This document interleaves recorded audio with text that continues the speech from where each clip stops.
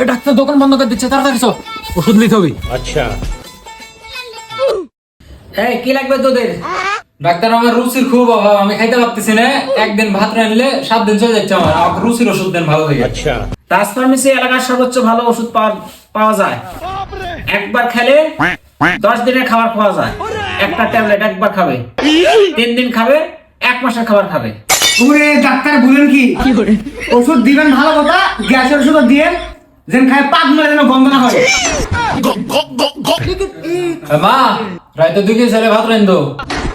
না না কেউ আসবে না, আমি খাবো।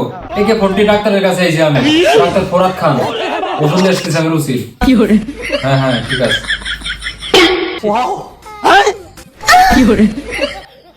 नहीं नहीं नहीं सारुण के यहाँ कुछ तो गड़बड़ है जरूर कोई ना कोई गड़बड़ না না ডাক্তার আমি এলে ওষুধ দেবো না, আমি মায়া বড় কি করবো, আমি জানো রুচির ওষুধ।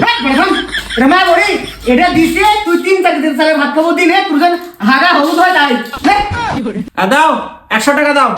আমি কিসের টাকা দেবো, আপনি টাকা দেন। আমি কিসের টাকা দিব? কিসের টাকা দেবেন মানে তাড়াতাড়ি 30,000 টাকা দেন।